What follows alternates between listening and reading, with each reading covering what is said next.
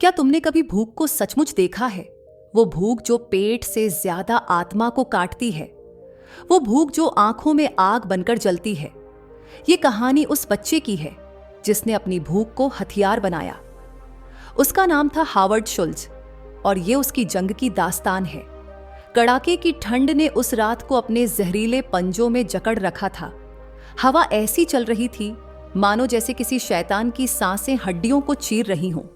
सड़क के किनारे एक टिमटिमाती लालटेन की हल्की रोशनी में 7 साल का हावर्ड शुल्ज खड़ा था। उसके फटे कपड़े हवा में फड़फड़ा रहे थे, नंगे पैर बर्फ से सिकुड़ गए थे और आंखों में एक ऐसी भूख थी जो सिर्फ रोटी से नहीं मिट सकती थी। वो बेकरी के शीशे से झांक रहा था। अंदर गर्म ब्रेड की भाप उड़ रही थी और लोग हंसते हुए ब्रेड के टुकड़े तोड़ रहे थे। वो खुशबू हावर्ड के सीने में चाकू की तरह चुभ रही थी। यह सब देखकर उसकी आंखों में आंसू आए, पर ये अपने लिए नहीं थे। ये उसकी मां और छोटी बहन के लिए थे। घर की दीवारें सन्नाटे से ठिठुर रही थीं। 3 दिन से चूल्हे में आग नहीं जली थी, सिर्फ भूख का शोर गूंज रहा था। उसकी बहन जिसके होंठ सूख कर कागज की तरह फट गए थे, फर्श पर पड़ी कराह रही थी। मां ने कांपते हाथों से उसे एक कटोरी गर्म पानी थमाया, पर उसका बिलखना जैसे हावर्ड के दिल को काट रही थी। वो बोली, मां, पेट में आग लग रही है, कुछ दो ना। हावर्ड का दिल जैसे किसी ने मरोड़ दिया। उसकी बहन का कांपता चेहरा उसकी आंखों में बार बार चीख रहा था। उसने अपनी मुट्ठी बंद कर ली और ठंडी हवा को चीरती उसकी सांसों में एक फैसला पनप रहा था, मैं ये भूख जरूर मिटाऊंगा, चाहे जो हो जाए। तभी कोहरे के बीच से एक साया उभरा। एक अमीर आदमी मोटे कोट में लिपटा, सोने की घड़ी की चमक लिए हावर्ड के पास रुका। उसकी नजर उस कांपते बच्चे पर पड़ी और उसने अपनी भारी आवाज में पूछा, बेटा, क्या तुम्हें भूख लगी है? हावर्ड ने धीरे से सिर हिलाया, पर उसकी आंखें चुप थीं और उसकी चुप्पी में एक सवाल था, क्या ये मेरी भूख समझेगा? आदमी बेकरी में गया। उसने 2 गर्म ब्रेड खरीदी और हावर्ड के कांपते हाथों में थमा दी। बेटा, लो, खाओ, उसने हावर्ड से कहा। हावर्ड ने वो ब्रेड पकड़ी। उसकी गर्माहट ने उसके ठंडे हाथों को जैसे झटका दिया, लेकिन उसने एक भी टुकड़ा अपने मुंह में नहीं डाला। उसकी आंखों में एक चमक थी। बिना एक शब्द बोले वो भागने लगा, ठंडी बर्फीली जमीन पर नंगे पैर, हवा को चीरता हुआ। बिना रुके घर पहुंचते ही उसने मां के हाथ में ब्रेड रख दी। मां ने उसे देखा तो उनकी आंखों में आंसू छलक आए। वो अपने छोटे से बेटे को गले लगाकर फूट फूट कर रो पड़ी और बोली, बेटा, तूने ये कहां से लाया? एक दिन तू बहुत बड़ा आदमी बनेगा, बस ये दर्द कभी मत भूलना। उस रात हावर्ड ने अपनी तकदीर को ललकारा। उसने अंधेरे में बैठकर खुद से कसम खाई, मैं इस भूख को जड़ से उखाड़ फेंकूंगा। साल बीतते गए।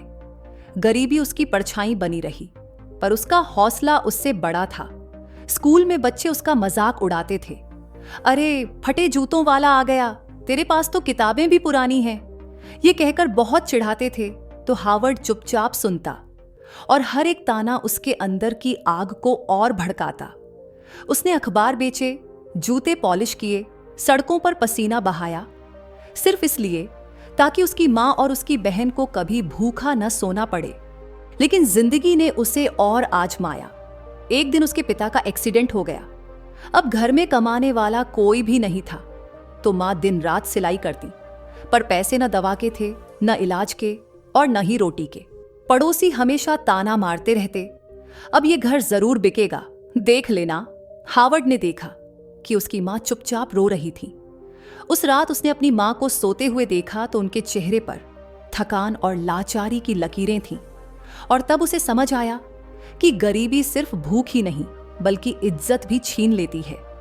उसने खुद से एक और वादा किया, मां, मैं तुम्हें इस दलदल से एक दिन जरूर निकालूंगा। फिर कई साल के बाद हावर्ड ने किसी तरह अपनी पढ़ाई पूरी की, लेकिन नौकरी ढूंढना किसी जंग से कम नहीं था। जब वह इंटरव्यू देने गया तो किसी ने उससे कहा, तुम में वो बात नहीं। किसी ने कहा, तुम्हारे पास अनुभव नहीं है, और किसी ने कहा, गरीब लड़के को कौन मौका देगा। उसको 50 से भी ज्यादा बार ठुकराया गया, लेकिन हर बार वो अपनी माँ की वो बात याद करता, बेटा ये दर्द कभी भी मत भूलना। और आखिरकार उसे एक छोटी कंपनी में काम मिला, पर यह उसकी मंजिल नहीं थी। फिर एक दिन उसे स्टारबक्स के बारे में पता चला। तब स्टारबक्स सिर्फ कॉफी के बीज बेचता था, लेकिन हार्वर्ड को एक नया आइडिया आया और उसने कंपनी के मालिकों से कहा, इसे सिर्फ दुकान मत बनाइए, इसे एक ऐसी जगह बनाइए जहां लोग कॉफी को जिए, हंसें, बातें करें और सुकून पाए। मतलब कॉफी के साथ लोग अपने इमोशंस जोड़े। लेकिन मालिक हंसे, अमेरिका में कोई बैठकर कॉफी नहीं पीता है, ये बेवकूफी है हार्वर्ड, तुम अपना काम करो, मालिकों ने उससे कहा। पर हार्वर्ड को अपने आइडिया पर भरोसा था। उसने सोचा, अगर ये नहीं करेंगे तो मैं खुद करूंगा। लेकिन पैसा कहां से आएगा? तो उसने सोचा, क्यों ना मैं इन्वेस्टर्स से यह आइडिया शेयर करूं। और उसने इन्वेस्टर्स से बात शुरू की। लेकिन यह इतना आसान भी नहीं था। इन्वेस्टर्स ने उससे कहा, तेरा आइडिया फालतू है। तो किसी ने कहा, तुझ में बिजनेस की अक्ल नहीं। और किसी ने यह भी कहा, गरीब लड़के बड़े सपने मत देख। 100 से ज्यादा बार दरवाजे बंद हुए, 100 से ज्यादा बार उसका मजाक उड़ा।